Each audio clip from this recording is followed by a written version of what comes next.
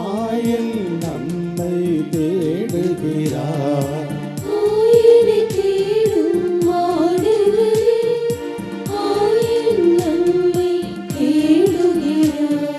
சிதறிய சிறுமந்தை நாமே, சிதறிய சிறுமந்தை நாமே, சேர்ந்து அவரிடம் செல்வோம். சிறுமந்தையே சேர்ந்திடுவோம், இறையாட்சியை அமைத்திடுவோம். சிறுமந்தையே சேர்ந்திடுவோம், இறையாட்சியை அமைத்திடுவோம். ஆயனை தேடும் ஆடுகளே, ஆயன் நம்மை தேடுகிறார்.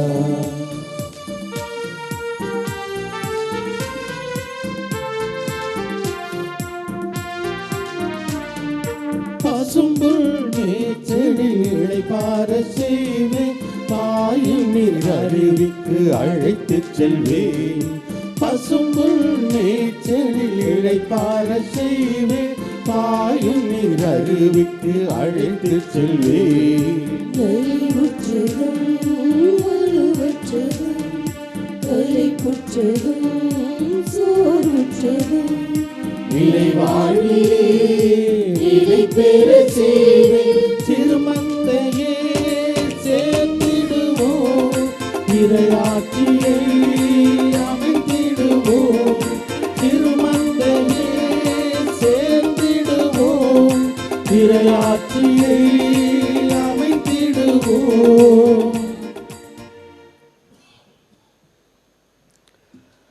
கிறிஸ்து இயேசுவில் அன்புமிக்க அருமையான அன்னையின் பக்தர்களே, மூவர் இறைவனோடும் அன்னை வேளாங்கண்ணி தாயின் பரிவோடும் இன்று இந்த திருப்பலியிலே கலந்து கொள்கின்ற அனைத்து அருட்தந்தையர்களோடும் திருத்தொண்டரோடும் நானும் இணைந்து எங்களது இனிமையான காலை வணக்கத்தை உங்களுக்கு அன்போடு தெரிவித்துக் கொள்கிறோம். ஆண்டவர் இன்னும் ஒரு நாள் ஒரு வாரம் கொடுத்ததற்காக நன்றி சொல்லி இந்த திருப்பலியிலே நமக்காகவும் யாருக்காகலாம் நாம் ஜெபிக்க வேண்டும் என்று நினைக்கிறோமோ அனைவருக்காகவும் இந்த திருப்பலியிலே ஜெபிக்க உங்கள் அனைவரையும் அன்போடு அழைக்கின்றோம். அன்னையின் அன்பு பக்தர்களே, இத்திருப்பலியானது ஆலயத்தில் கூடியிருக்கும் பக்தர்களின் கருத்துகளுக்காகவும் ஜெயா பிளஸ் தொலைக்காட்சி, திருத்தல இணையதளம் மற்றும் அனைத்து சமூக ஊடகங்களின் வழியாக பங்கெடுக்கும் பக்தர்களின் கருத்துகளுக்காகவும் இன்றைய நாளில் ஒளிபரப்பிற்கு உதவி செய்த நன்கொடையாளர்களின் குடும்ப கருத்துகளுக்காகவும் நேற்று திருப்பலி எழுதி வைத்தவர்களின் கருத்துகளுக்காகவும் ஒப்புக் கொடுக்கப்படுகிறது. மேலும் இந்த ஒளிபரப்பை காணுகின்ற அனைத்து அன்னையின் பக்தர்களையும் இறைவன் நிறைவாக ஆசீர்வதிக்கவும் இந்த திருப்பலியில் மன்றாடுவோம். Dear devotees, this Mass is offered for all the faithful gathered here and those who are participating through Jaya Plus, Shrine Web TV, as well as other social media, and in a very special way for all the sponsors of this live telecast Mass and those who wrote their Mass intentions yesterday, and all the devotees of Our Lady of Good Health, Velanganni, who are watching the same. தந்தை மகன் தூயாவியாரின் பெயராலே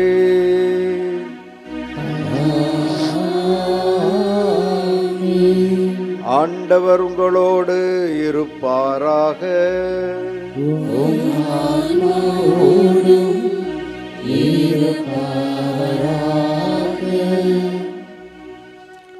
மனிதன் எதை இழந்தாலும் மீண்டும் பெறுவதற்கான வாய்ப்புகள் நிறைய உண்டு.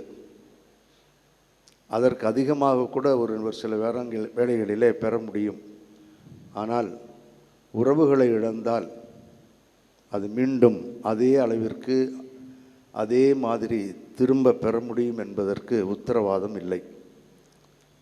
ஆகவே உறவுகளை பலப்படுத்த, உறவுகளோடு ஐக்கியமாகி சங்கமமாகி மகிழ்வோடும் நிறைவோடும் வாழ வேண்டும் என்று இந்த திருப்பலியிலே ஜெபிப்போம். உயிர் பெறும் உறவுகளை வளர்ப்போம். தவறிய நேரங்களுக்காக, பிடிவாதத்திற்காக வேண்டாம் என்றதற்காக, ஈகோவிற்காக மனம் வருந்தி ஆண்டவரிடம் மன்னிப்பு வேண்டுவோம்.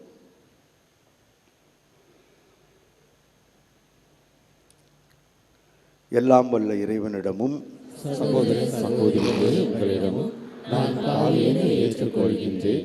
ஏனெனில் என் சிந்தனையாலும் சொல்லாலும் செயலாலும் கடமைகள் தவறியதாலும் பாவங்கள் பல செய்தேன். என் பாவமே, என் பாவமே, என் பெரும் பாவமே.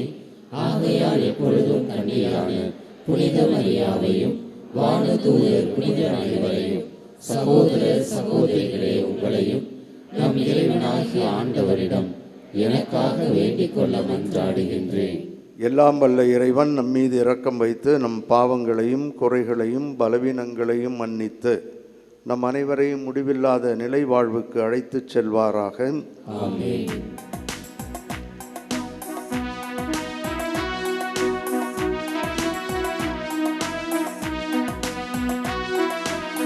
ஆண்டவரே இரக்கமாயிரும். ஆண்டவரே இரக்கமாயிரும். கிறிஸ்துவே இரக்கமாயிரும். கிறிஸ்துவே இரக்கமாயிரும். ஆண்டவரே இரக்கமாயிரும்.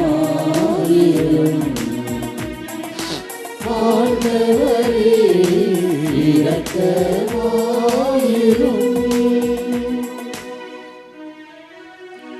மன்றாடுவோமாக. அருள் பொழியும் எங்கள் தாயும் தந்தையுமாகிய இறைவாம், உம் திருமகன் உலகை அன்பு செய்து சாவுக்கு தம்மையே கையளிக்க திருவுளமானார். உமது உதவியால் அதே அன்பில் நாங்களும் விரைந்து முன்னேறிச் செல்ல அருள் புரிந்து இவ்வாறு மகிழ்வோடும் மனநிறைவோடும் வாழ அருள் புரிவீராக. உம்மோடு தூய ஆவியாரின் ஒன்றிப்பில் இறைவனாய் என்றென்றும் வாழ்ந்து ஆட்சி செய்கின்ற அவர் வழியாக உம்மை மன்றாடுகின்றோம்.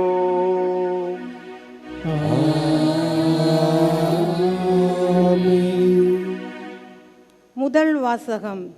இறைவாக்கினர் எசேக்கியேல் நூலிலிருந்து வாசகம்.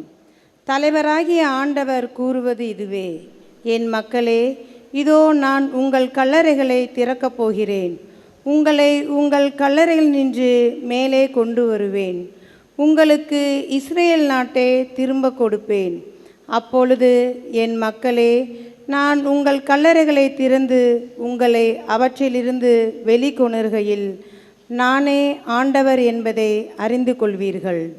என் ஆவியை உங்கள் மீது பொழிவேன், நீங்களும் உயிர் பெறுவீர்கள். நானும் உங்களை சொந்த நாட்டில் குடியமர்த்துவேன். ஆண்டவராகிய நான் உரைத்தேன், நானே இதை செய்தேன் என அப்போது அறிந்து கொள்வீர்கள் என்கிறார் தலைவராகிய ஆண்டவர். ஆண்டவரின் அருள்வாக்கு. இறைவனுக்கு நன்றி. திருப்பாடல் 130 பதிலுரை பாடல் பல்லவி. ஆண்டவரிடமே பேரன்பும் மீட்பும் உள்ளது.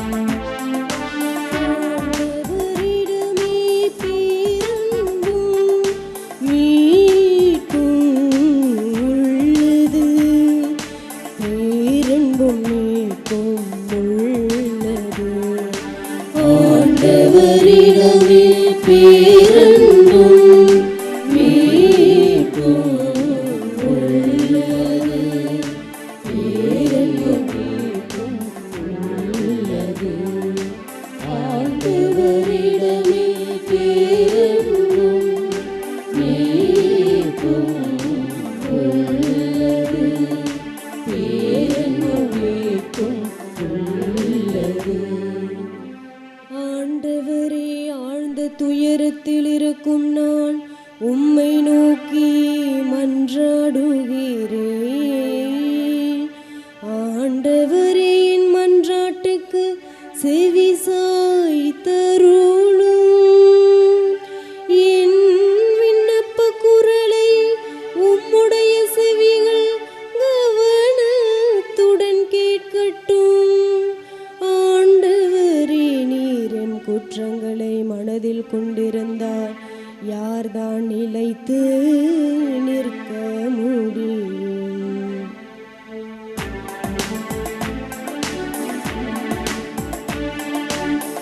ஆண்டவரிடமே பேரன்பும் மீட்பும் உள்ளது. பேரன்பும் மீட்பும் உள்ளது.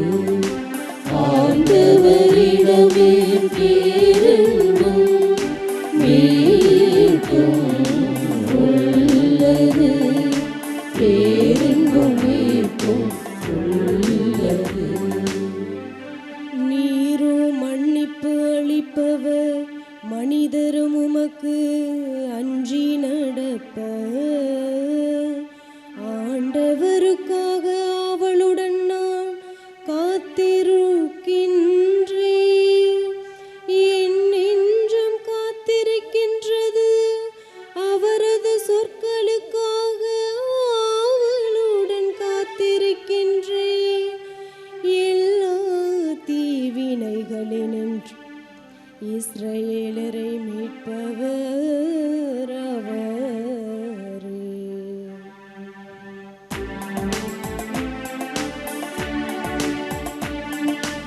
ஆண்டவரிடமே பேரன்பும் மீட்பும் உள்ளது. பேரன்பும் மீட்பும் உள்ளது. ஆண்டவரிடமே பேரன்பும் மீட்பும் உள்ளது. பேரன்பும் மீட்பும் உள்ளது. இரண்டாம் வாசகம். திருத்தூதர் பவுல் உரோமியருக்கு எழுதிய திருமுகத்திலிருந்து வாசகம். சகோதரர் சகோதரிகளே, ஊனியல்புக்கு ஏற்ப வாழ்வோர் கடவுளுக்கு உகந்தவர்களாய் இருக்க முடியாது. ஆனால் கடவுளின் ஆவி உங்களுள் குடிகொண்டிருந்தால் நீங்கள் ஊனியல்பை கொண்டிராமல் ஆவிக்குரிய இயல்பை கொண்டிருப்பீர்கள். கிறிஸ்துவின் ஆவியை கொண்டிராதோர் அவருக்கு உரியோர் அல்ல. பாவத்தின் விளைவாக உங்கள் உடல் செத்ததாயினும் கிறிஸ்து உங்களுள் இருந்தால் நீங்கள் கடவுளுக்கு ஏற்புடையவர்கள் ஆக்கப்படுவீர்கள். அதன் பயனாக தூய ஆவி உங்களுக்குள் உயிராயிருக்கும்.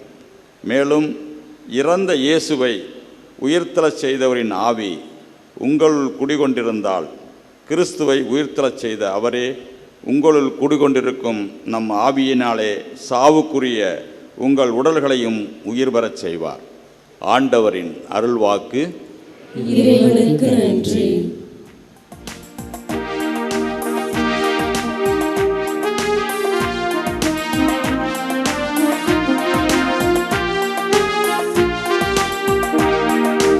ஆயத்தன் நன்மை காப்பது போல ஆண்டவர் நம்மை காக்கின்றார். ஆயத்தன் நன்மை காப்பது போல ஆண்டவர் நம்மை காக்கின்றார். உயிர்த்தெழுதலும் வாழ்வும் நானே. என்னிடம் நம்பிக்கை கொள்ளும் எவரும் என்றுமே சாக மாட்டார் என்கிறார் ஆண்டவர். ஆயத்தன் நன்மை காப்பது போல ஆண்டவர் நம்மை காக்கின்றார். ஆண்டவர் உங்களோடு இருப்பாராக.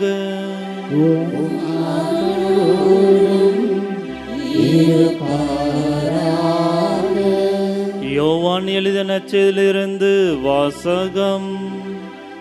ஆண்டவரே மாட்சி உமக்கே. அக்காலத்தில் லாசரின் சகோதரிகள் இயேசுவிடம் ஆள் அனுப்பி, ஆண்டவரே, உன் நண்பன் நோயுற்று இருக்கிறான் என்று தெரிவித்தார்கள். அவர் கேட்டு, இந்நோயில் சாவில் போய் முடியாது, கடவுளில் மாட்சி விளங்கவே இவர் நோயுற்றான், இதனால் மனித மகனும் மாட்சி பெறுவார் என்றார். மார்த்தாவிடமும் அவருடைய சகோதரியான மரியாவிடமும் லாசரிடமும் இயேசு அன்பு கொண்டிருந்தார். லாசர் நோயிட்டு இருந்ததை கேள்விப்பட்ட பிறகு தாம் இருந்த இடத்தில் இன்னும் 2 நாள் அவர் தங்கியிருந்தார். பின்னர் தம் சீடரிடம், மீண்டும் யூதேயாவுக்கு போவோம், வாருங்கள் என்று கூறினார். இயேசு அங்கு வந்தபோது லாசரை கல்லறையில் வைத்து ஏற்கனவே 4 நாள் ஆயிற்று.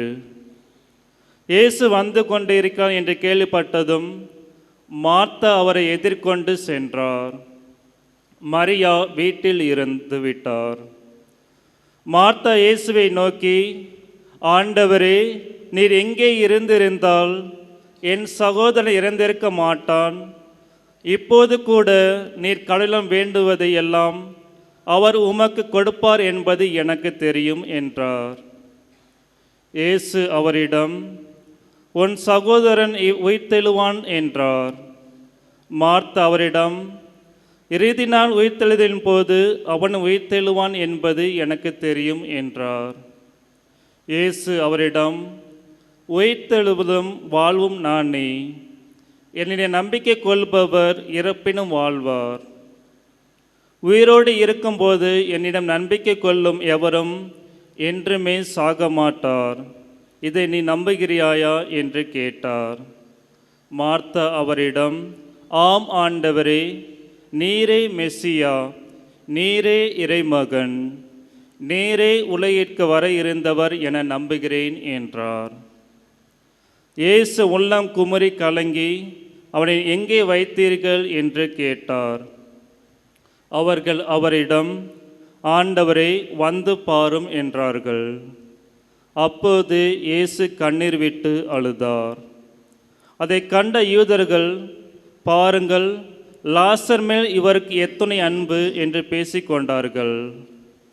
ஆனால் அவர்களில் சிலர், பார்வையற்றவருக்கு பார்வையளித்த இவரை சாகாமல் இருக்க செய்ய இயலவில்லையா என்று கேட்டனர். இயேசு மீண்டும் உள்ளம் குமுறியவராய் கல்லறைக்கு அருகில் சென்றார். அது ஒரு குகை. அதை ஒரு கல் மூடி இருந்தது. கல்லை அகற்றிவிடுங்கள் என்றார் இயேசு. இறந்து போனவரின் சகோதரியான மார்த்தா அவரிடம், ஆண்டவரே, 4 நாள் ஆயிற்று, நாற்றம் அடிக்குமே என்றார். இயேசு அவரிடம், நீ நம்பினால் கடவுளின் மாட்சியை காண்பாய் என நான் உன்னிடம் கூறவில்லையா என்று கேட்டார்.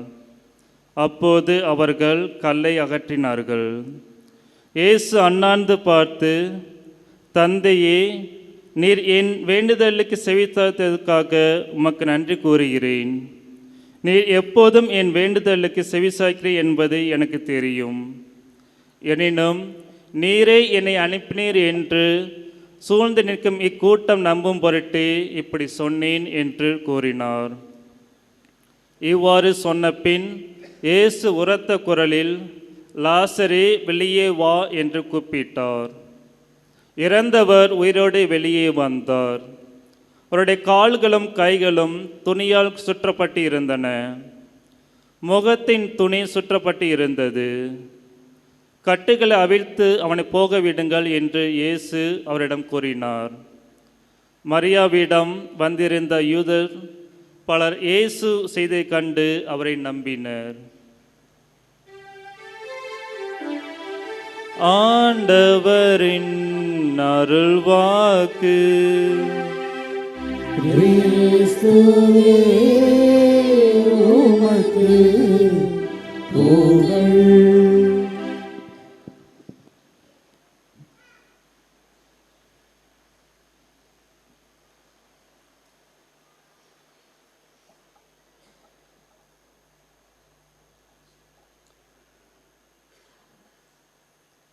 கிறிஸ்து இயேசுவில் அன்புமிக்க அருமையான அன்னையின் பிள்ளைகளே, இறைவனுடைய இரக்கத்தாலும் அன்னையின் பரிந்துரையாலும் தவக்காலம் 5ஆம் ஞாயிறில் நாம் காலடி எடுத்து வைத்து இறை வார்த்தைகளை கேட்டு இறைவனோடு ஐக்கியப்பட்டு உறவுகளை பலப்படுத்துவதற்கு உயிர் பெறும் உறவுகளோடு வாழ வழி செய்த இறைவனுக்கு நன்றி சொல்லி ஒரு சில வார்த்தைகள் உங்களோடு பகிர்ந்து கொள்ள ஆசைப்படுகிறேன்.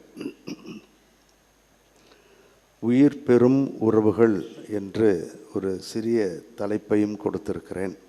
அது எந்த அளவிற்கு உண்மை என்பதை இந்த மறையுரையிலே நாம் காண்போம். 4 பிரிவுகளாக இந்த நற்செய்தியையும் மறையுரையும் அமைப்பதில் மகிழ்ச்சி அடைகிறேன். 1, நற்செய்தியின் பின்னணி. 2, உயிர்த்தெழுந்த உலர்ந்த எலும்புகள், முதல் வாசகம். 3வது பகுதி உயிர்த்தெழுந்த லாசர், நற்செய்தி. 4வது இந்த இறைவார்த்தைகள் நமக்கு சொல்லும் பாடம் என்ன. 1, நற்செய்தியின் பின்னணி. சென்ற வாரம் மெசியாவின் காலம், அருளின் காலம் வந்திருக்கிறது என்று பிறவி குருடர் ஒருவரை குணப்படுத்தியதிலே நாம் பார்த்தோம். இந்த வாரம் தனது சீடர்களுக்கும் யூதர்களுக்கும் இயேசு லாசரை உயிர்ப்பித்ததன் மூலம் தனது இறப்பையும் உயிர்ப்பையுமே மையப்படுத்தி ஒரு செய்தியை தருவதை காணுகிறோம். சற்று விரிவாக பார்ப்போம். யோவான் எழுதிய நற்செய்தி 10வது அதிகாரம் 11 மற்றும் 17 தன்னுடைய சீடர்களை எவ்வாறு தனது உயிர்ப்பிற்காகவும் மரணம், பாடுகள், உயிர்ப்பிற்காக தயாரிக்கிறார் என்பதை நாம் பார்க்கிறோம். யோவான் 10:11.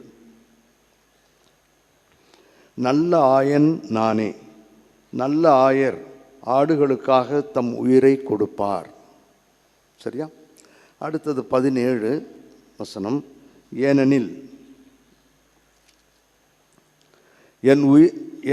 நான் என் உயிரை கொடுக்கிறேன், அதை மீண்டும் பெற்றுக்கொள்ளவே கொடுக்கிறேன். 18, என் உயிரை என்னிடமிருந்து யாரும் பறித்து கொள்வதில்லை, நானாகவே அதை கொடுக்கிறேன்.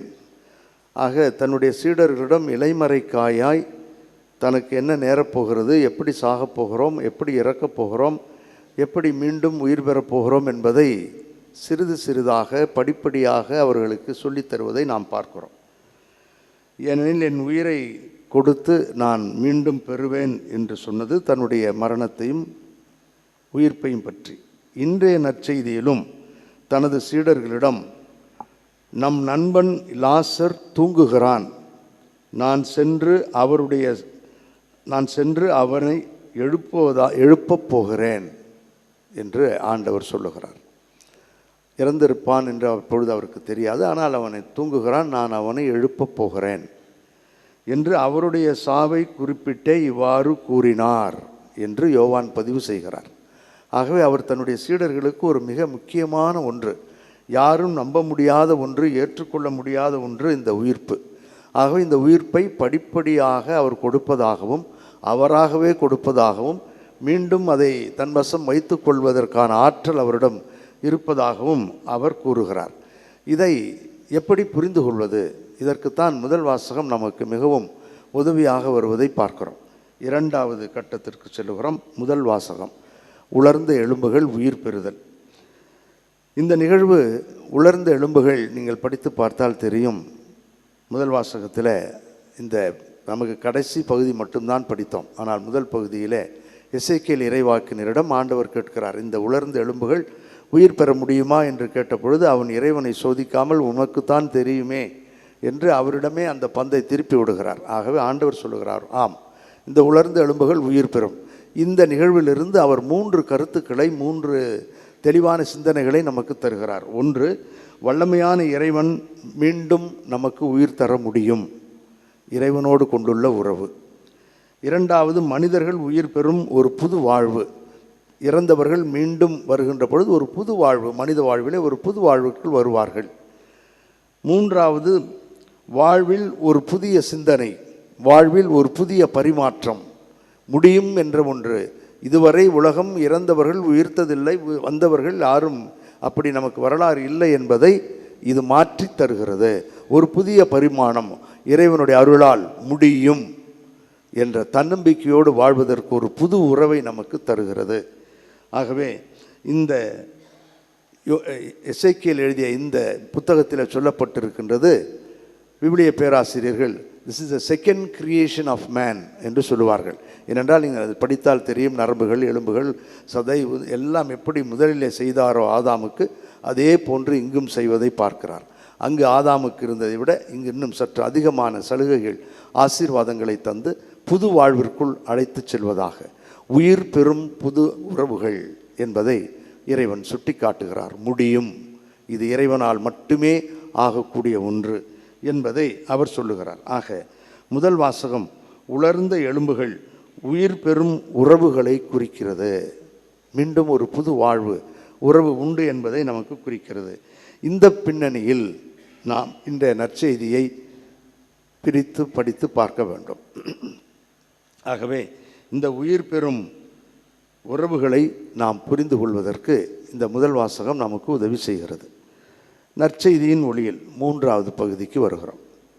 இயேசு 4 நாட்கள் கழித்து தான் கல்லறைக்கு, அந்த ஊருக்கு பெத்தானியாவுக்கு சென்றதாக பதிவு செய்யப்பட்டிருக்கிறது. கண்ணீரோடு அவர் அழுகிறார்.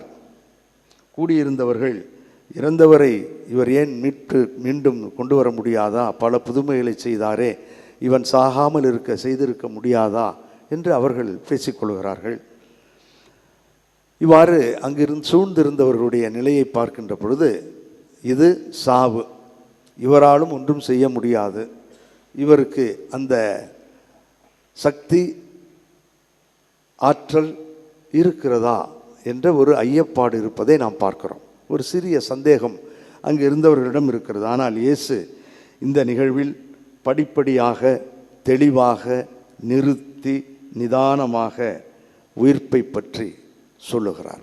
லாசரின் உயிர்ப்பை முன்னிறுத்தி தன்னுடைய வாழ்வில் என்ன நடக்கப் போகிறது என்பதை இலைமறைக்காயாய் சுட்டி காட்டுவதை நாம் பார்க்கிறோம். இறைவன் லாசனுடைய கல்லறையிலே சென்றார். அங்கு அவனுக்கு புது வாழ்வு தந்தார் என்று பார்க்கிறோம். எப்படி? வசனம் 25 நாம் இவ்வாறு பார்க்கிறோம். உயிர்த்தெழுதலும் வாழ்வும் நானே, என்னிடம் நம்பிக்கை கொள்பவர் இறப்பினும் வாழ்வார், உயிரோடு இருக்கும்போது என்னிடம் நம்பிக்கை கொள்ளும் எவரும் என்றுமே சாக மாட்டார் என்று சொல்லுகிறார். இதுதான் சூத்திரம். இதுதான் புதிய வாழ்வுக்கு, புதிய உறவுக்கு வழி சொல்லுகின்ற ஒரு காரணி. இதை மரியா மற்றும் அவரோடு இருந்த உறவினர்கள் புரிந்து கொள்ளுகிறார்கள். நீரே மெசியா, நீரே வரவிருக்கின்றவர், நீரே மானிட மகன் என்று நம்புகிறோம் என்று அவர்கள் நம்பினார்கள். ஏற்றுக்கொள்கிறேன் என்று சொன்னார்கள். மற்றவர்களும் ஏற்றுக்கொள்ள வேண்டும், நீங்களும் நானும் சீடர்களும் ஏற்றுக்கொள்ள வேண்டும் என்பதற்காகத்தான் இயேசு கிறிஸ்து நிதானமாக கல்லறைக்கு சென்றார். அங்கே செல்வதற்கு முன் மீண்டும் மரியாவிடம் சொல்லுகிறார், நீ நம்பினால் கடவுளின் மாட்சியை காண்பாய் என்று மீண்டும் அனைவரையும் இந்த உயிர்ப்பிற்கும், உயிர்ப்பு இறைவனால் முடியும் என்பதை வலியுறுத்தி சொல்லுகின்ற ஒரு இடத்தை நாம் பார்க்கிறோம். கல்லறைக்கு சென்றார், கண் கலங்கி அழுதார். ஏனென்றால் நண்பன், உறவிலே இருந்தவர் இறந்து போனார், மீண்டும் வருவாரா என்பது மற்றவர்களுக்கு ஒரு புதிராக இருந்தது. ஆனால் இயேசுவுக்கு என்ன நடக்கப் போகிறது என்பது ஒரு வேளை தெரிந்திருக்கும். ஆகவே அவர் கல்லறைக்கு சென்றார். கல்லறையின் முன் நின்று, லாசரே வெளியே வா என்று உரக்க கூவினார் என்று படித்தோம். லாசர் இப்பொழுது புதிய மனிதனாக, புதிய உறவின் தொடக்கமாக, புதிய எதிர்நோக்கின் அச்சாரமாக, இறைவனால் முடியும் என்ற அந்த ஆற்றலை மையப்படுத்த வெளியே வருகிறார். பார்த்தவர்கள் எப்படி இருந்திருப்பார்கள் என்பது நமக்கு பதிவு செய்யப்படவில்லை. ஆனால் ஆச்சரியப்பட்டிருப்பார்கள். இவர் வல்லவர் என்று நம்பியிருப்பார்கள். இவர் இறைமகன் என்று ஏற்றுக்கொண்டிருப்பார்கள். ஆகவே அருமையான ஒரு சூழலை ஆண்டவர் நமக்கு சொல்லித் தருகிறார். தனது உயிர்ப்புக்கு அடித்தளம் இடுகிறார். இது அடித்தளமாக மாறுகிறது. அவரை நம்பும் எவரும் வாழ்வு பெறுவர். அவர் மீண்டும் அதே வாழ்வு பெறுவர் என்று சொல்லவில்லை. ஆகவே தான் நான் அந்த தலைப்பிலே உயிர் பெறும் உறவுகள் என்று போட்டிருக்கிறேன். ஆகவே ஒரு புதிய உறவுக்குள் நாம் செல்லுகிறோம். இதைத்தான் திருச்சபையிலே வாழ்ந்தவர்கள் புரிந்து கொண்டிருந்தார்கள். தெசலோனியருக்கு எழுதிய முதல் திருமுகத்திலே புனித பவுலடியார் 4வது அதிகாரம் 14வது வசனத்தில் இவ்வாறு சொல்லுகிறார். ஆண்டவருடைய வருகையின் பொழுது நாம் எப்படி இருப்போம் என்பதை. இயேசு இறந்து உயிர்த்தெழுந்தார் என நாம் நம்புகிறோம். அப்படியானால் இயேசுவோடு இணைந்த நிலையில் இறந்தோரை கடவுள் அவருடன் அழைத்து வருவார். ஆகவே அவர் உயிர்ப்போம், நம்மை அழைத்து கொள்வார், நம்மோடு அவர் சேர்ந்து இருப்பார். இறந்து விட்டோம், மண்ணோடு மண்ணாகி விட்டோம் என்பது உண்மையாக இருந்தாலும் நாம் அவரோடு வேறு விதத்திலே வாழுகிறோம் என்பதுதான் உண்மை. வாழப் போகிறோம் என்பதைத்தான் நாம் நம்ப வேண்டும். இறப்பு எப்படி உண்மையானதோ அதே போன்று உயிர்ப்பும் உண்டு என்பதைத்தான் ஆண்டவர் நமக்கு தன்னுடைய வழியாக லாசர் வழியாக நமக்கு சொல்லித் தருகிறார். ஆகவே கொரிந்தியருக்கு எழுதிய முதல் திருமுகம் 15வது அதிகாரம் முழுவதும் நீங்கள் பார்க்கலாம். இந்த உயிர்ப்பை பற்றி ஏராளமாக அவர் சொல்லுவதை நாம் பார்க்கிறோம். ஆகவே உயிர்ப்பை பற்றி, உயிர்ப்பு ஆண்டவரது செயல், அவர் நினைத்தால் எதை வேண்டுமானாலும் செய்யலாம் என்ற, உயிர்ப்பிக்கலாம், புதிய உறவுக்குள் நம்மை அழைத்து செல்லலாம் என்பதை நாம் பார்க்கிறோம். 4வது பகுதிக்கு வருகிறோம். இது தருகின்ற பாடம் என்ன? லாசரை உயிர்ப்பித்ததன் வழியாக இறைவனுடைய அருட்செயலை பார்க்கிறோம். அந்த ஆண்டவர் கண்டிப்பாக தன்னுடைய மகனையும் உயிர்ப்பிப்பார் என்ற ஒரு அடித்தளத்தை சீடர்களுக்கும் நமக்கும் அவர் அறுதியிட்டு உறுதியாக கூறிவிட்டார். ஆகவே யாரும் அவரை பற்றி உயிர்ப்பிலே தேவையில்லாத சிந்தனைகள் வேண்டாம் என்பதைத்தான் இவர் அடித்தளமாக செய்துவிட்டார். இப்பொழுது இது ஒரு பாடம், அது விசுவாச சத்தியமாக நாம் ஏற்றுக்கொள்கிறோம். ஆனால் இந்த உயிர்ப்பு, இந்த இறப்பு நமக்கு என்ன சொல்லுகிறது? அதுதான் நம்முடைய வாழ்க்கைக்கு மிகவும் தேவை. அதைத்தான் நான் உங்களுக்கு சொல்ல ஆசைப்படுகிறேன். இந்த இறப்பும் உயிர்ப்பையும் புனித லூக்கா இன்னும் அழகாக நம்முடைய அன்றாட வாழ்க்கையில் நடைபெறுவதை கூறுவதை நான் கூறுகிறேன். லூக்கா எழுதிய நற்செய்தி 15வது அதிகாரம் 32வது வசனம். ஊதாரி மைந்தனுடைய கதையினுடைய இறுதி பகுதி. அப்போது மூத்த மகன் தந்தையிடம் மிகவும் கோபப்படுகிறான். அந்த நேரத்தில் இப்போது நாம் மகிழ்ந்து கொண்டாடி இன்புற வேண்டும். தந்தை மூத்த மகனிடம் பேசுகிறார். இப்போது நாம் மகிழ்ந்து கொண்டாடி இன்புற வேண்டும், ஏனெனில் உன் தம்பி இவன் இறந்து போயிருந்தான். அதே வார்த்தை, லாசர் இறந்து விட்டான் என்றுதான் அந்த சகோதரிகள் இயேசுவிடம் சொன்னார்கள். இங்கும் உன்னுடைய ஏனெனில் உன் தம்பி இவன் இறந்து போயிருந்தான், மீண்டும் உயிர் பெற்றுள்ளான், காணாமல் போயிருந்தான், மீண்டும் கிடைத்துள்ளான். இதுதான் வாழ்க்கையின் யதார்த்தம். இதுதான் நம்முடைய உறவுகளின் புதிய அத்தியாயம். இங்குதான் நாம் நம்மையே அலசி பார்க்க வேண்டிய நேரம். நாம் இறந்து போகிறோம். பிடிவாதத்தால், ஈகோவால், பணம், வரதட்சணை கொடுமைகள், ஜாதியம், இன்னும் அடுக்கிக் கொண்டே போகலாம். இவைகளிலே நாம் இறந்து போகிறோம். இவைகள் நம்மை சாகடிக்கின்றன. இவைகளிலிருந்து வெளிவர வேண்டும் என்று தான் ஆண்டவர் சொல்லுகிறார். அந்த உயிர்ப்பு நிச்சயம் உண்டு. அதை பற்றி எல்லளவும் நமக்கு சந்தேகம் வேண்டாம். இறந்த பிற்பாடு ஆண்டவர் வல்லமையால் நாம் மீண்டும் எழுப்பப்படுவோம் என்பது உண்மை. ஆனால் அதற்கு முன்பாக எத்தனை முறை நாம் சாகுறோம் என்று பாருங்கள். எத்தனை முறை பிறரை சாகடிக்கிறோம் என்று பாருங்கள். எத்தனை முறை மன்னிக்க முடியாது என்று அவர்களுக்கு இறப்பை தருகிறோம் என்று எண்ணி பாருங்கள். எத்தனை முறை உறவிலே நாம் காணாமல் போயிருந்தோம் என்று யோசித்து பாருங்கள். இந்த சிந்தனையைத்தான் இறைவன் நமக்கு தருகிறார். அவர் அங்கிருந்து வெளிவந்தது ஒரு புதிய மனிதனாக வெளிவந்தார் என்பது உண்மை. உறவுகளிலே ஒரு புதிய பரிமாணத்தை நமக்கு தருகிறார் என்பது உண்மை. இறைவனோடும் மனிதர்களோடும் மற்றவர்களோடும் ஒரு புதிய பரிமாணத்தை, தன்னம்பிக்கையை நமக்கு தருகிறார் என்பது உண்மை. உலர்ந்த எலும்புக்கூடுகள் அதைத்தான் நமக்கு சொல்லுகின்றன. உலர்ந்த அந்த எலும்புகள் உயிர் பெற்றது சொல்லுகின்ற பாடம், ஒரு புதிய உறவுக்குள் நாம் செல்ல வேண்டும், செல்ல முடியும். அது இறைவனால் மட்டுமே முடியும் என்பதை சொல்லுகிறது. ஆகவே அந்த இறைவனை நம்பி நம்மால் நம் உறவுகளை புதுப்பிக்க முடிகிறதா, உறவுகள் உயிர் பெறுகிறதா என்று நாம் யோசிக்க கடமைப்பட்டிருக்கிறோம். வேண்டாம் என்று சொல்லுகின்ற பொழுது ஒருவரை சாகடிக்கிறோம். மன்னிக்க முடியாது என்று சொல்லுகின்ற பொழுது அவருக்கு கல்லறை கட்டுகிறோம். இதைத்தான் ஆண்டவர் நம்மிடம் எதிர்பார்க்கிறார். நாம் வாழ வைக்க வேண்டும், பிறரை வாழ வைக்க வேண்டும் என்பதில்தான் நாம் மிகவும் கண்ணும் கருத்துமாக இருக்க வேண்டும் என்று ஆண்டவர் சொல்லுகிறார். இறந்து போயிருந்தான், மீண்டும் உயிர் பெற்றிருக்கிறான். ஈகோ என்பதை தூக்கி எறிந்துவிட்டு ஐ லவ் யூ என்று சொல்லி பாருங்களேன். எவ்வளவு ஆனந்தமாக இருக்கும், எவ்வளவு அழகாக இருக்கும், எவ்வளவு ரம்மியமாக இருக்கும். தெரிந்துதானே திருமணம் செய்தோம், தெரிந்துதானே ஒருவரை ஏற்றுக்கொண்டோம். இன்பத்திலும் துன்பத்திலும் வாழ்வின் எல்லா சூழலிலும் சேர்ந்து வாழ்வோம் என்று தானே சொன்னோம். எப்பொழுதாவது குரு இது இன்பமான வாழ்வை, ஆகவே இந்த இன்பமான வாழ்வில் நீங்கள் சேர்ந்திருங்கள் என்று சொன்னாரா? இல்லையே, திருமணத்தில் என்று தான் சொன்னார். ஏற்றத்தாழ்வுகள் இருக்கத்தான் செய்யும். ஒருவரை புரிந்து கொள்வதற்கு முதல் 3 மாதங்கள் அல்லது 5 மாதங்கள், 1 வருடம் கூட தேவைப்படலாம், இன்னும் தேவைப்படலாம்.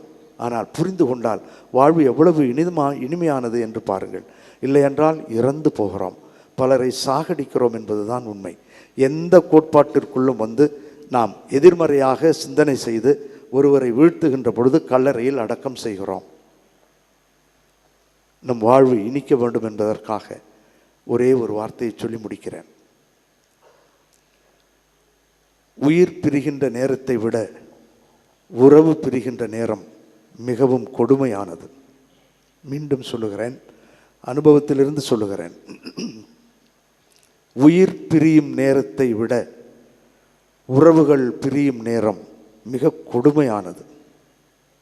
இந்த உறவைத்தான் ஆண்டவர் பலப்படுத்த இன்று நம்மை அழைக்கிறார். ஒரே ஒரு முறை வாழப்போகின்ற இந்த வாழ்வு அர்த்தமுள்ள வாழ்வாக இருக்கட்டும், ரம்மியமான வாழ்வாக இருக்கட்டும். உயிர்த்தலை பற்றி எல்லளவும் சந்தேகம் இல்லாவிட்டாலும் வாழுகின்ற இந்த நாட்களிலே ஒவ்வொரு நாளும் உறவுகளை புதுப்பித்து வாழக்கூடிய ஒரு அருமையான வாழ்வாக இருக்கட்டும். உயிர் பிரியும் நேரத்தை விட உறவுகள் பிரியும் நேரம் மிக கொடுமையானது என்பதை அறிந்து மகிழ்ந்து வாழ வாழ்ந்து காட்டிய அன்னையிடம் நாம் ஜெபிப்போம். கருவறை டு கல்லறை, ஊம் டு டூம், ஒரே ஒரு முறை தான் நடக்கப் போகிறோம். மீண்டும் ஒரு முறை இந்த வாழ்வு கிடைக்கப் போவதில்லை. ஆகவே அருமையான வாழ்வு, ரம்மியமான வாழ்வு, ஒற்றுமை மிகுந்த வாழ்வு, ஐ லவ் யூ என்று சொல்லிக்கொண்டு வாழ வேண்டிய ஒரு வாழ்வு. அந்த வாழ்வு நமக்கு நிலையானதாக, நிரந்தரமானதாக, உயிர் தருகின்ற உறவுகள் உயிர் பெறுகின்ற வாழ்வாக இருக்க தொடர்ந்து ஜெபிப்போம். வல்ல இறைவன் உயிர் பிரியும் நேரத்தை விட உறவுகள் பிரியும் நேரம் மிக கொடுமையானது என்பதை அறிந்து மகிழ்ந்து வாழ கரம் பிடித்து வழிநடத்த இந்த தவக்காலத்தில் நம்மையே நாம் அலசி பார்க்க ஆண்டவர் அருள் புரிவார். வல்ல இறைவன் நல்லருள் பொழிவார். ஆமீன். நம்பிக்கை அறிக்கை. ஒரே கடவுளை நம்புகின்றேன், விண்ணகமும் மண்ணகமும் காண்பவை காணாதவை யாவும் படைத்த எல்லாம் வல்ல தந்தை அவரே, கடவுளின் ஒரே மகனாய் உதித்த ஒரே ஆண்டவர் இயேசு கிறிஸ்துவை நம்புகின்றேன். இவர் காலங்களுக்கெல்லாம் முன்பே தந்தையிடமிருந்து பிறந்தார். கடவுளினின்று கடவுளாக, ஒளியினின்று ஒளியாக, உண்மை கடவுளினின்று உண்மை கடவுளாக உதித்தவர். இவர் உதித்தவர், உண்டாக்கப்பட்டவர் அல்ல, தந்தையோடு ஒரே பொருளானவர். இவர் வழியாகவே யாவும் படைக்கப்பட்டன. மனிதர்கள் நமக்காகவும் நம் மீட்புக்காகவும் விண்ணகமிருந்து இறங்கினார். தூய ஆவியால் கன்னி மரியாவிடம் உடலெடுத்து மனிதரானார். மேலும் நமக்காக போதிய பிலாத்தின் அதிகாரத்தில் சிலுவையில் அறையப்பட்டு பாடுபட்டு இறந்து அடக்கம் செய்யப்பட்டார். மறைநூல்களின்படி 3ஆம் நாள் உயிர்த்தெழுந்தார். விண்ணகத்திற்கு எழுந்தருளி எல்லாம் வல்ல தந்தையின் வலப்பக்கம் வீற்றிருக்கின்றார். வாழ்வோரையும் இறந்தோரையும் தீர்ப்பிட மாட்சியுடன் மீண்டும் வர இருக்கின்றார். அவரது ஆட்சிக்கு முடிவு இராது. தந்தையிடமிருந்தும் மகனிடமிருந்தும் புறப்படும் ஆண்டவரும் உயிர் அளிப்பவருமான தூய ஆவியாரை நம்புகின்றேன். இவர் தந்தையோடு மகனோடும் ஒன்றாக ஆராதனையும் ஆட்சியும் பெறுகின்றார். இறை வாக்கினர்கள் வாயிலாக பேசியவர் இவரே. ஒரே புனித கத்தோலிக்க திருத்தூதர் வழிவரும் திரு அவையை நம்புகின்றேன். பாவ மன்னிப்புக்கான ஒரே திருமுழுக்கை ஏற்றுக்கொள்கின்றேன். இறந்தோரின் உயிர்ப்பையும் வரவிருக்கும் மறு உலக வாழ்வையும் எதிர்பார்க்கின்றேன். ஆமீன். ஆண்டவரே, உயிர் பிரியும் நேரத்தை விட உறவுகள் பிரியும் நேரம் மிக கொடுமையானது என்பதை அறிந்து எல்லா தளங்களிலும் உறவுகளை பலப்படுத்தி வாழ அருள் வேண்டி ஜெபிக்கிறோம். எங்கள் ஜெபத்தை கேட்டு அருள் தாரம். உயிர்த்தெழுதலின் இறைவா, கிறிஸ்துவின் வாக்குறுதியை திரு அவை உலகெங்கும் பறைசாற்றிடவும் எதிர்நோக்கு மற்றும் அன்பின் நிலைத்திருந்து இறை மக்களை நிறைவாழ்வை நோக்கி வழிநடத்திட அருளை பொழிய வேண்டுமென்று இறைவா உம்மை மன்றாடுகிறோம். கருணையின் இறைவா, நாட்டை ஆளும் தலைவர்கள் அறவழியில் நின்றிடவும் மக்கள் நலம் பேணும் சமய சார்பற்ற நல்ல ஆட்சிகள் அமைந்திடவும் உலகெங்கும் அமைதி நிலவிடவும் போர்கள், வன்முறை மற்றும் பிரிவினைவாதத்தினால் இருளில் தவிக்கும் இவ்வுலகிற்கு நீர் ஒளியாக இருந்திட வேண்டுமென்று இறைவா உம்மை மன்றாடுகிறோம். வழிகாட்டும் இறைவா, அரசு பொதுத் தேர்வுகளையும் ஆண்டு தேர்வுகளையும் எழுதும் எம் மாணவ செல்வங்கள் தூய ஆவியின் ஞானத்தினால் நிரப்பப்பட்டு தெளிந்த அறிவும் ஆற்றலும் கொண்டு தேர்வில் வெற்றி பெற அருளை பொழிய வேண்டுமென்று இறைவா உம்மை மன்றாடுகிறோம். ஒளியாம் இறைவா, இங்கே கூடியிருக்கும் நாங்கள் அனைவரும் ஊன் இயல்புக்குரிய வாழ்வை துறந்து ஆவிக்குரிய வாழ்வை மேற்கொண்டு நல்ல உறவுகளோடு வாழ அருளை பொழிய வேண்டுமென்று இறைவா உம்மை மன்றாடுகிறோம். நம்ம ஒவ்வொருவரின் தனிப்பட்ட விண்ணப்பத்திற்காக சிறிது நேரம் மௌனமாக ஜெபிப்போம். நம்மிடம் ஜெபிக்க சொல்லி கேட்டுக்கொண்டவர்களின் விண்ணப்பங்களுக்காக அன்னையினுடைய பீடத்திலே ஜெபிப்போம். திருமணமாகி மன ஒற்றுமை இல்லாமல் வாடுகின்ற தம்பதியர்களுக்காகவும் குழந்தை பேர் இல்லாமல் துன்பப்படுகின்ற தம்பதியர்களுக்காகவும் வரன் கிடைக்காமல் திருமணமே ஆகுமா ஆகாதா என்று வருத்தத்தில் இருக்கக்கூடிய நம் குழந்தைகளுக்காகவும் சிறிது நேரம் மௌனமாக ஜெபிப்போம். வேலைவாய்ப்பின்றி தடுமாறக்கூடிய இளம் தலைமுறையினருக்காக நல்ல வழிகாட்ட ஆண்டவர் அருள் புரிய வேண்டும் என்று சிறிது நேரம் ஜெபிப்போம். இந்த வாரத்திலே தங்களது பிறந்த தின விழாவையோ திருமண நாளையோ நினைவு கூறக்கூடியவர்களை இறைவன் அபரிவிதமாக ஆசீர்வதிக்க வேண்டும் என்று ஜெபிப்போம். வேலையில்லாமல் திண்டாடுகின்ற அனைவருக்கும் இறைவன் பொறுப்போடு இருக்க அருள் புரிய வேண்டுவோம். உடல்நலம் குறைந்த சகோதர சகோதரிகளுக்காக தீராத வியாதிகளிலே வாடக்கூடிய யாராக இருந்தாலும் அனைவரையும் அன்னை ஆசீர்வதிக்க வேண்டும் என்று ஜெபிப்போம். இந்த மன்றாட்டுக்களை எல்லாம் நேற்றும் இன்றும் என்றும் மாறாதவராக இருந்து உறவுகளை பலப்படுத்துகின்ற நல்லாயன் இயேசு கிறிஸ்து அவர் பெயரால் உம்மை வேண்டுகிறோம். ஆமென்.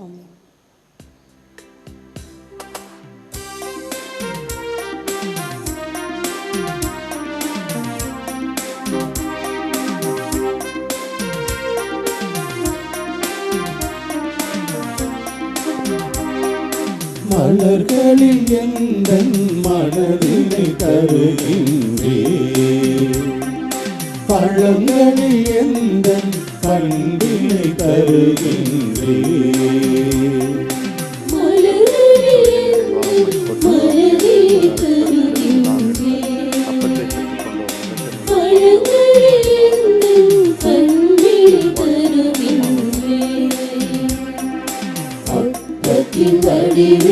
அன்பினை சேர்த்து திராட்சை ரசத்தில் தியாகத்தை கலந்து என்னையை தருகின்றேன். இறைவா காணிக்கை ஏற்றிடுவார். மலர்களில் எந்தன் மனதினை தருகின்றேன். பழங்களில் எந்தன் பண்பினை தருகின்றேன்.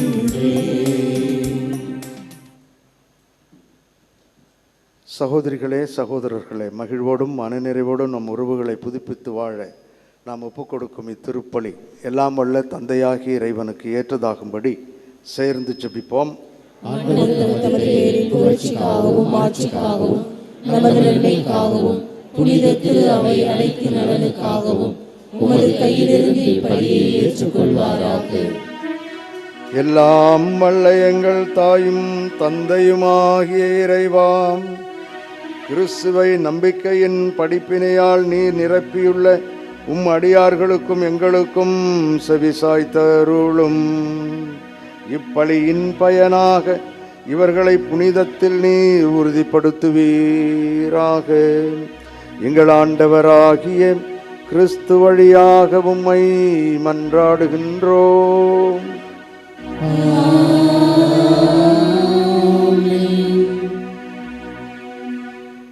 ஆண்டவர் உங்களோடு இருப்பாராக.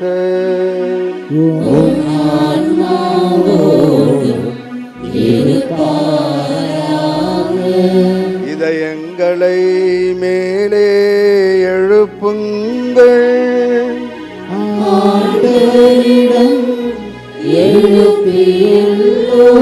நம் இறைவனாகிய ஆண்டவருக்கு நன்றி பாடுவோம்.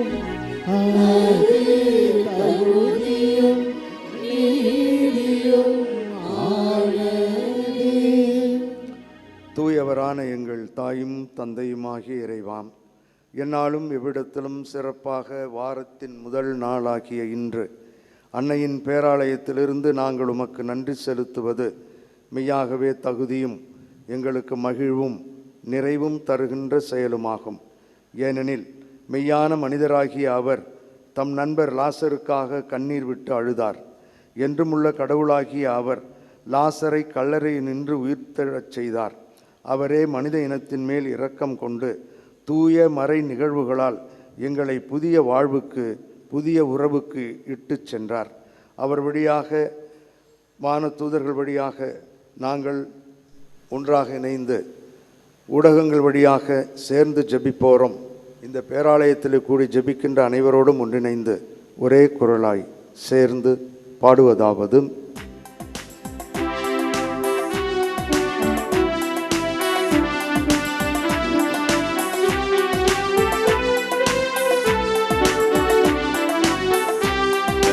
தூயவர் தூயவர் தூயவர் வான்படைகளின் கடவுளாம் ஆண்டவர்.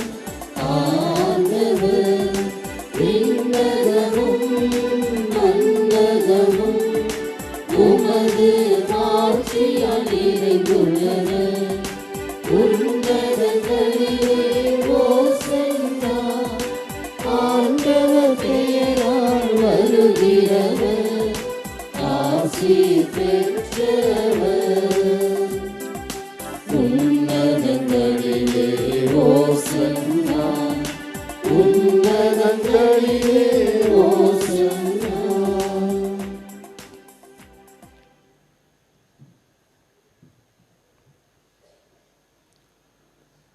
ஆண்டவரே, நீர் மெய்யாகவே தூயவர், தூய்மை அனைத்திற்கும் ஊற்று. ஆகவே உம்முடைய ஆவியை பொழிந்து இக்காணிக்கைகளை தூய்மைப்படுத்த உம்மை வேண்டுகிறோம். இவ்வாறு எங்கள் ஆண்டவர் இயேசு கிறிஸ்துவின் உடலும் இரத்தமுமாக எங்களுக்கு இவை மாறுவனவாக. அவர் பாடுபட உளம் கனிந்து தம்மை கையளித்த போது அப்பத்தை எடுத்து நன்றி செலுத்தி அதை பிட்டு தம் சீடர்களுக்கு அளித்து கூறியதாவது: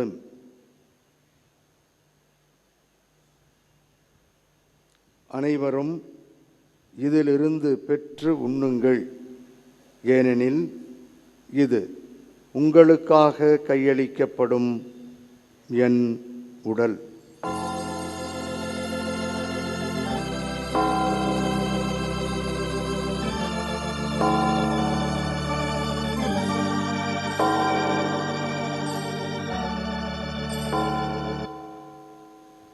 அவ்வண்ணமே இரவு விருந்தை அருந்திய பின் கிண்ணத்தையும் எடுத்து மீண்டும் உமக்கு நன்றி கூறி தம் சீடர்களுக்கு அளித்து அவர் கூறியதாவது: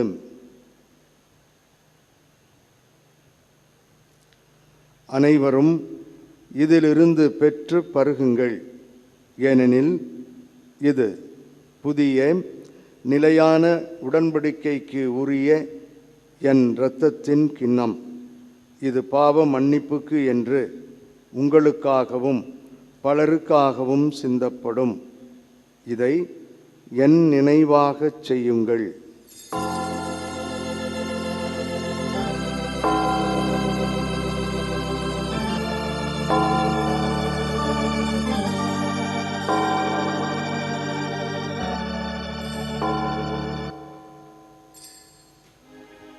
நம்பிக்கையின் மறை பொருள்.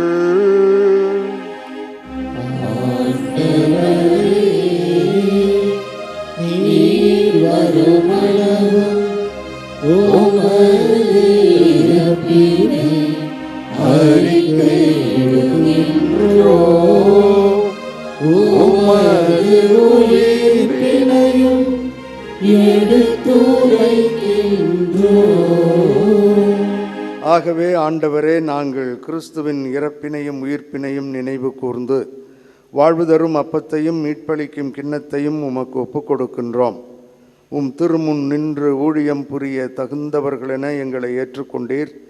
எனவே உமக்கு நன்றி செலுத்துகின்றோம்.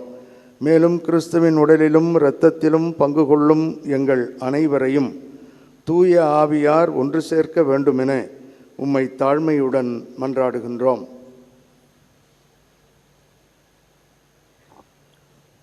ஆண்டவரே, உலகெங்கும் பரவியிருக்கும் திரு அவை நினைகூர்ந்தருளும். எங்கள் திருத்தந்தை லியோ, எங்கள் மறைமாவட்ட ஆயர் சகாயராஜ், எல்லா திருநிலையினர் ஆகிய அனைவரோடு உமது திரு அவை அன்பின் நிறைவு பெறச் செய்தருளும். மேலும் உயிர்த்தெழும் எதிர்நோக்குடன் துயில் கொள்ளும் எங்கள் சகோதரர் சகோதரிகளையும் இறந்தோர் அனைவரையும் இரக்கத்துடன் நினைவு கூர்ந்து உமது திருமுக ஒளியினுள் ஏற்றருளும். எங்கள் அனைவர் மீதும் இரக்கமாயிரும். கடவுளின் கன்னித்தாயான புனித மரியா, அவருடைய கணவரான புனித யோசேப்பு, புனித திருத்தூதர்கள், இவ்வுலகில் உமக்கு வந்தவராயிருந்தோர் ஆகிய புனிதர்கள் அனைவருடனும் நாங்கள் நிலைவாழ்வில் பங்கு கொள்ளும் தகுதி பெற்று உம் திருமகன் இயேசு கிறிஸ்து வழியாக உம்மை புகழ்ந்தேத்தும் வரமருள உம்மை மன்றாடுகின்றோம்.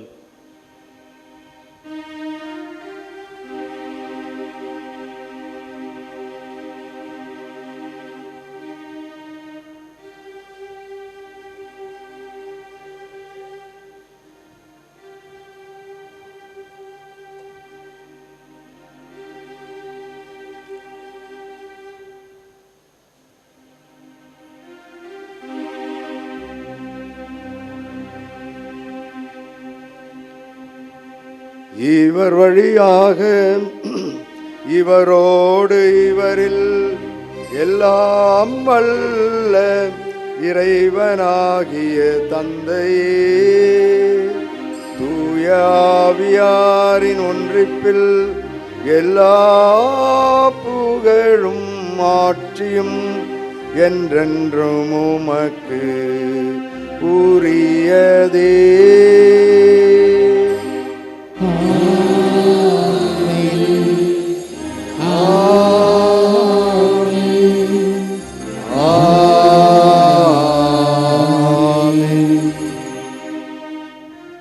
உயிர் பிரியும் நேரத்தை விட உறவுகள் பிரியும் நேரம் மிக கொடுமையானது என்பதை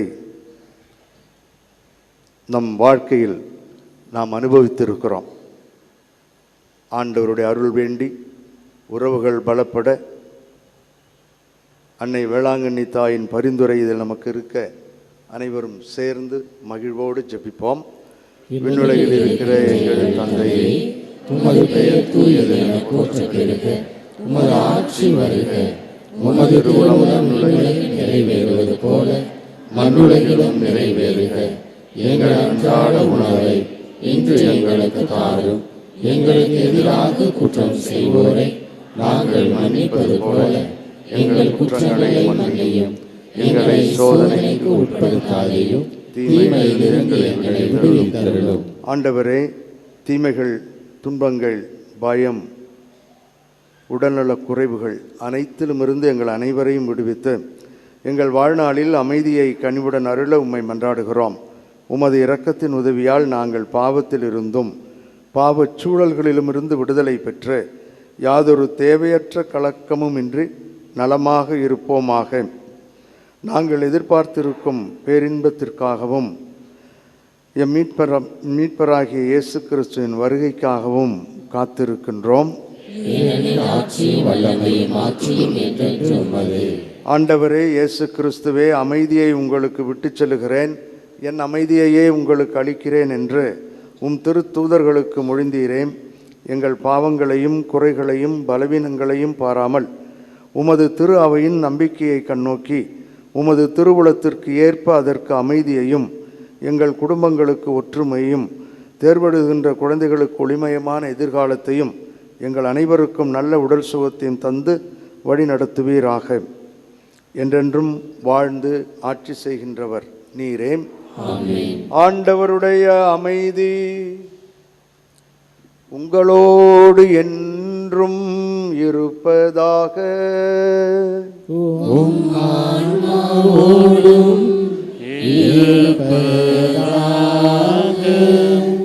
ஒருவருக்கொருவர் அமைதியை பகிர்ந்து கொள்வோம். உலகின் பாவங்களை போக்கும் இறைவனின் செம்மறியே, எங்கள் மேல் இரக்கமாயிரும். உலகின் பாவங்களை போக்கும் இறைவனின் செம்மறியே, எங்கள் மேல் இரக்கமாயிரும். உலகின் பாவங்களை போக்கும் இறைவனின் செம்மறியே, எங்களுக்கு அமைதியை அளித்தருளும்.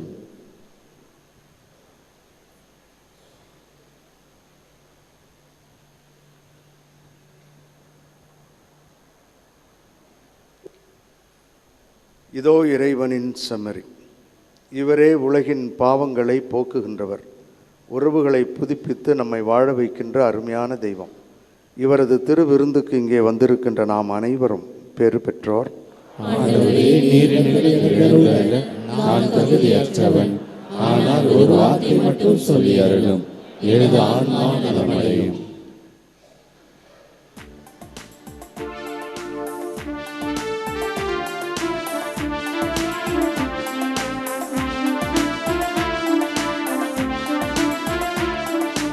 அன்பில் கனிந்து வந்த அமுதே, சிந்தை மகிழ் உறவே, தந்தை தரும் உணவே.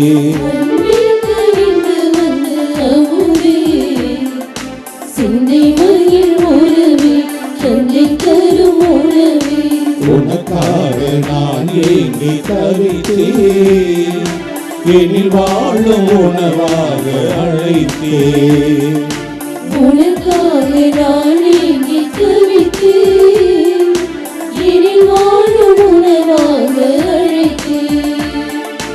அன்பில் கனிந்து வந்த அமுதே, சிந்தை மகிழ் உறவே, தந்தை தரும் உணவே. விருந்தாக வரும் தேவன் உன்னை காண்கையில், வரும் தாகம் பசியாவும் பரந்தோடுதே. மறந்தாலும் மறவாத உனதன்பை, இருந்தாலும் இருந்தாலும் மனம் தேடுதே. பசியார பரிவோடு அழைக்கின்றேன் வா, இசையோடு கவி சேரும் சுவை காணுவே. நன்றியோடு மன்றாடுவோமாக. எல்லாம் வல்ல எங்கள் தாயும் தந்தையுமாகிய இறைவாம், எங்களுக்கு அருள் புரிய உம்மை வேண்டுகின்றோம். இயேசு கிறிஸ்துவின் உடலையும் இரத்தத்தையும் உட்கொள்ளுகின்ற நாங்கள் அவருடைய உறுப்பினர்களாகவே என்றும் விளங்க அருள் புரிவீராக. எங்கள் ஆண்டவராகிய கிறிஸ்து வழியாக உம்மை மன்றாடுகின்றோம்.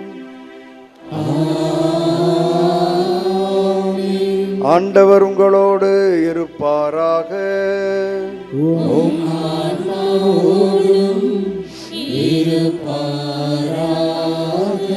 புனித ஆரோக்கியனின் ஆசீர் பெற மன்றாடுவோம்.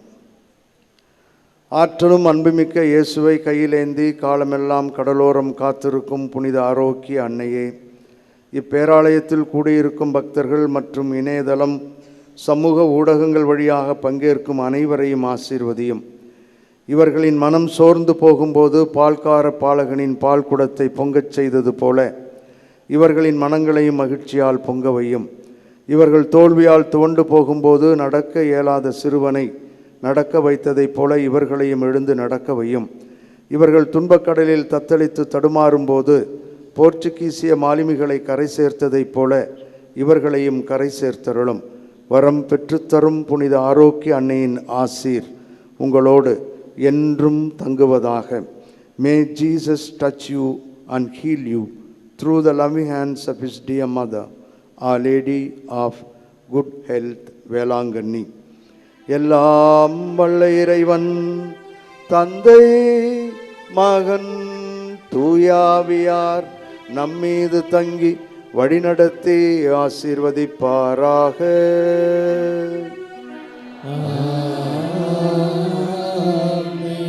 சென்று வாருங்கள், திருப்பலி நிறைவேறிற்று. இறைவனுக்கு